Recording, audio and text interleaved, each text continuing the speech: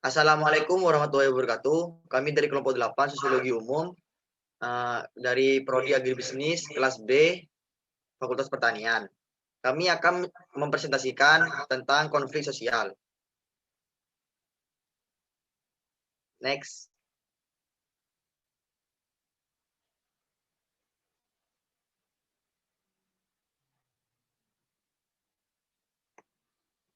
Sebelumnya, perkenalkan nama saya Kelvin Syed dan Nur Arif. Saya akan menjelaskan tentang teori transformasi konflik.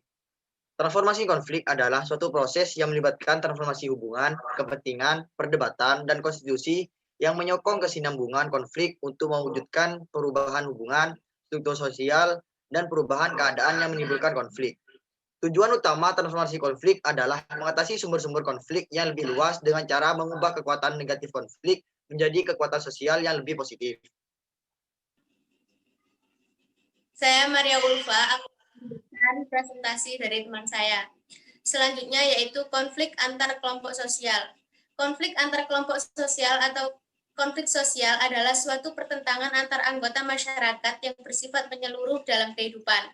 Secara garis besar, konflik sosial ini dipicu oleh adanya perbedaan dalam masyarakat. Perbedaan yang dimaksud ialah perbedaan kepentingan, pendirian, dan perbedaan kebudayaan. Konflik sosial dibagi menjadi beberapa bentuk, antara lain, 1. Konflik individual. Konflik ini terjadi antara dua individu yang berbentur kepentingan yang berbeda antara satu dengan yang lain. Perbedaan kepentingan tersebut yang kemudian memicu konflik antar individu. Kedua, yaitu konflik antar kelas dan kelompok sosial. Ketimpangan dan distribusi sumber daya yang tidak adil menjadi pemicu konflik vertikal kelas sosial dan konflik horizontal antar kelompok sosial. Ketiga, konflik rasial. Konflik rasial ini dipicu oleh faktor ekonomi, politik, dan faktor sosial. Keempat, konflik politik. Konflik ini berkaitan dengan adanya perebutan kekuasaan dan ketimpangan relasi kekuasaan. Konflik politik merupakan pertentangan antar individu atau adalah konflik yang berada pada ranah internasional dengan melibatkan dua atau beberapa negara. Biasanya konflik ini terkait dengan isu kedaulatan negara. Next. Selanjutnya yaitu konflik antar umat beragama. Konflik agama dapat terjadi karena perbedaan konsep ataupun praktek yang dijalankan oleh pemeluk agama yang melenceng dari ketentuan-ketentuan yang telah ditetapkan oleh syariat agama. Dari sanalah biasanya awal mula terjadinya konflik. Beberapa penyebab terjadinya konflik antar umat beragama antara lain, yang pertama, mereka masih belum memahami ajaran agamanya atau menyimpang dari aturan atau ajaran agama mereka masing-masing. Kedua, masyarakat masih mementingkan diri sendiri atau menganggap agamanya adalah agama yang paling benar. Ketiga, masyarakat masih bertindak semaunya tanpa mengikuti kaidah-kaidah yang ada. Saya Rahmatul Baitia, NIM 128. Di sini saya akan menjelaskan tentang bentuk konflik berdasarkan sifatnya dan konsentrasi aktivitas manusia di dalam masyarakat.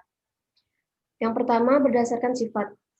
Ada dua konflik, yakni konflik konstruktif dan konflik destruktif. Konflik konstruktif merupakan konflik yang prosesnya mengarah pada pencarian solusi mengenai substansi konflik. Konflik tersebut cenderung memiliki dampak positif dan memberikan keuntungan terhadap individu maupun kelompok. Yang kedua ada konflik destruktif. Konflik destruktif merupakan konflik yang terjadi akibat adanya perasaan tidak senang atau perasaan dendam dari seseorang atau kelompok terhadap pihak lain yang dapat menimbulkan kerugian bagi individual atau kelompok yang terlibat di dalamnya. Konflik tersebut seringkali menimbulkan bentrokan fisik yang mengakibatkan hilangnya nyawa dan harta benda. Lalu yang kedua ada konflik menurut konsentrasi aktivitas manusia di dalam masyarakat. Menurut konsentrasi aktivitas manusia di dalam masyarakat, konflik dibedakan menjadi tiga, yakni konflik sosial yang merupakan konflik yang terjadi karena adanya perbedaan kepentingan sosial. Konflik sosial biasanya berbentuk konflik vertikal dan horizontal. Yang kedua ada konflik politik dan merupakan konflik yang terjadi akibat adanya perbedaan kepentingan yang berhubungan dengan kekuasaan Dan nomor 3 ada konflik ekonomi, merupakan konflik yang terjadi karena adanya perebutan sumber daya demi kepentingan ekonomi. Lalu ada faktor penyebab konflik. Yang pertama ada perbedaan individu yang meliputi perbedaan pendirian dan perasaan. Setiap manusia adalah individu yang unik, artinya setiap manusia satu dengan lainnya, perbedaan pendirian dan perasaan akan sesuatu hal atau lingkungan yang nyata. Hal ini dapat menjadi faktor penyebab konflik sosial, sebab dalam menjalani hubungan sosial, seseorang tidak selalu sejalan dengan kelompoknya. Perbedaan latar belakang kebudayaan membentuk pribadi-pribadi yang berbeda. Seseorang sedikit banyak akan terpengaruh dengan pola-pola pemikiran dan pendirian kelompoknya. Pemikiran dan pendirian yang berbeda itu pada akhirnya akan menghasilkan perbedaan individu yang dapat memicu konflik. Lalu ada perubahan-perubahan nilai yang cepat dan mendadak dalam masyarakat. Perubahan adalah sesuatu yang lazim dan wajar terjadi, tetapi jika perubahan itu langsung cepat atau bahkan mendadak, perubahan tersebut dapat memicu terjadinya konflik sosial. Nilai-nilai perubahan itu seperti nilai kegotong royongan berganti menjadi nilai kontrak kerja dengan upah yang disesuaikan menurut jenis pekerjaannya. Hubungan kekerabatan bergeser menjadi hubungan struktural yang disusun dalam organisasi formal perusahaan. Nilai-nilai kebersamaan perubahan menjadi nilai individualis dan nilai-nilai tidak ketat berubah menjadi pembagian waktu yang tegas seperti jadwal kerja dan istirahat dalam dunia industri. Perubahan-perubahan ini jika terjadi secara cepat atau mendadak akan membuat kegoncangan proses-proses sosial di masyarakat. Bahkan akan menjadi upaya penolakan terhadap semua bentuk perubahan karena dianggap mengacaukan tatanan kehidupan masyarakat yang telah ada. Saya Yunisa Bila Puspita akan menjelaskan tentang dampak konflik.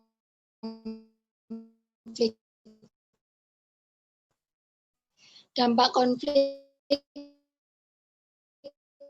dibagi menjadi dua. Yang pertama yaitu dampak yang positif. Di antaranya, menguatkan solidaritas kelompok, dapat menciptakan integrasi yang harmonis, memperkuat identitas pihak yang berkonflik, menciptakan kelompok baru, dapat berfungsi sebagai sarana yang mencapai keseimbangan antara kekuatan-kekuatan dalam masyarakat.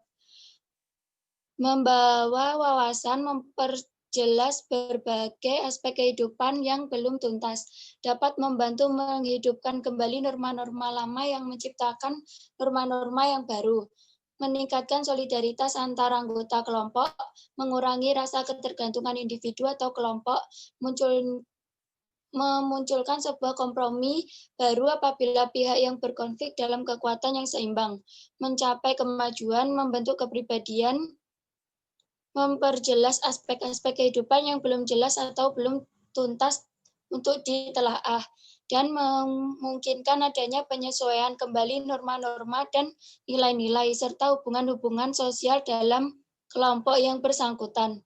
Yang kedua yaitu dampak negatif. Dampak negatif merupakan dampak yang tidak mungkin terelakkan. Konflik dalam jenis apapun pasti akan menimbulkan efek negatif terhadap kehidupan orang-orang yang berkonflik.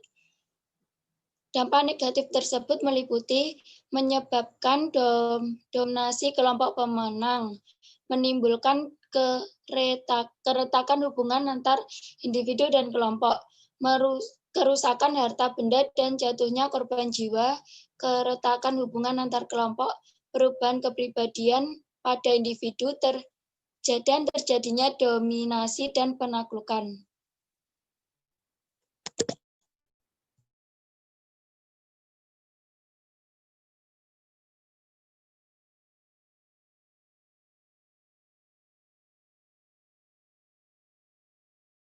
Selanjutnya yaitu cara mengatasi konflik. Bentuk akomodasi yang diberikan dengan cara menghormati pendapat orang lain dan tetap menjalankan pendapat atau keyakinan pribadi.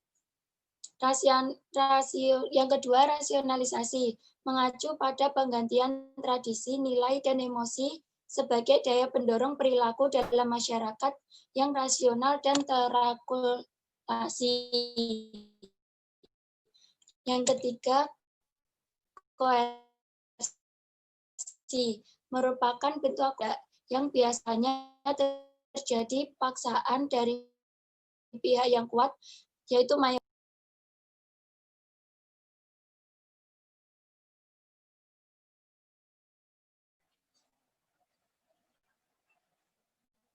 Saya Hijratul Muharromah akan menyampaikan contoh studi kasus konflik sosial pertanian.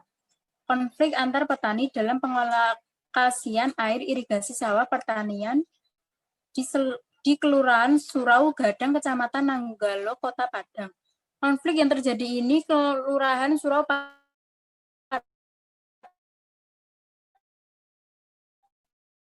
karena petani merasa kecewa karena adanya perebutan memperoleh air di dalam pengelolaan sawah. Adapun faktor yang melatar belakangi konflik yang terjadi yaitu jauh dari sumber irigasi, pembagian air, kepentingan dan dilarangnya aktivitas. Maka upaya yang dilakukan oleh Ketua P3A memberikan solusi kepada petani dengan menasehati petani yang ketahuan mencuri air. Petani saling tolong-menolong terhadap petani lain yang kesulitan memperoleh air, dan solusi yang dilakukan oleh tokoh masyarakat adalah musyawarah dalam penyelesaian konflik antar petani.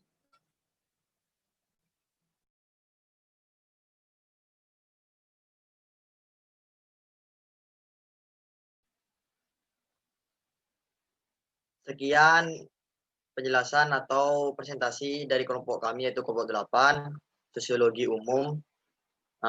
Kurang lebihnya kami memohon maaf. Wassalamualaikum warahmatullahi wabarakatuh. Terima kasih.